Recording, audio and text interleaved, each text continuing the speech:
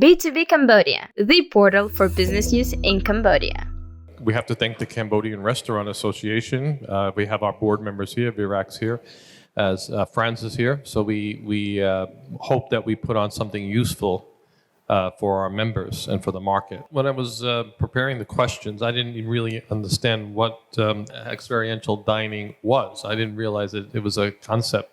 As a new concept here, are customers now expecting to have this experience? The world we live in now is very Instagrammable.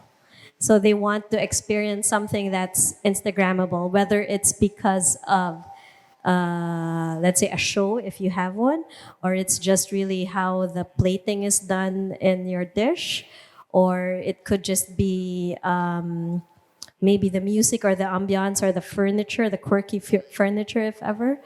So, yeah, I mean, not everyone expects that just yet. But it certainly is growing. In Cambodia itself, let's say like the raffles in Siem Reap, they do dinners by Angkor Wat. That's also an experiential thing. It doesn't have to be expensive as long as you bring like something different also. And one of the reasons I was a little reluctant to really be a customer of health food is that it has this perception that it doesn't taste good. That it's healthy. Healthy things may not actually taste good.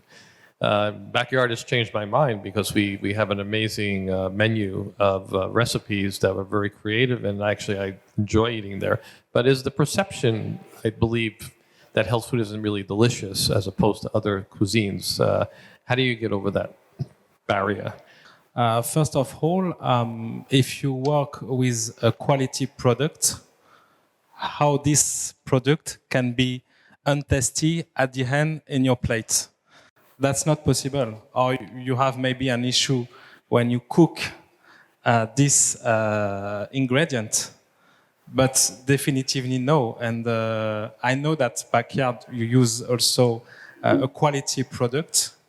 When you use a quality product at the end in your plate, and if you respect also the cooking method, etc., you will have a quality plate and quality dish. Right now, something which is very difficult in Asia, that it's completely forbidden in Europe, for example, it's the use of bijin and ajinomoto, for example. You know, this kind of thing that we use to exhaust the taste, to increase the taste of the dish. And I think we have to find a way now to educate the consumer and to explain them that when you eat a tomato, the real taste of the tomato, it's like that. It's not a tomato with sugar and tomato with one more things, etc.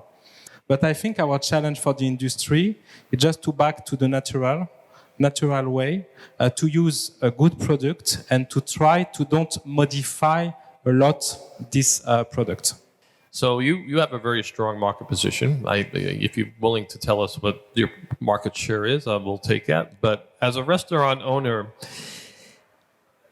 commissions are obviously eat into our margins quite a bit, and they vary from 15 to 30%, and sometimes even less on a good day. But the 30% is just about our restaurant margins. So we're working for you at the end, right? So I think with the competition out there, I would have thought that competition would drive prices down a bit.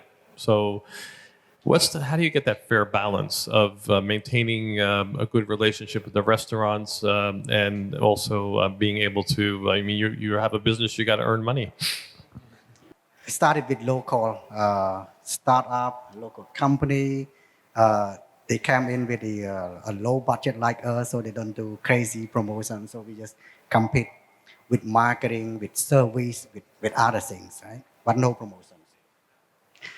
But later on, when they see this market trend is doing so good, the big guy came in with a heavy money bag, millions of dollars to throw.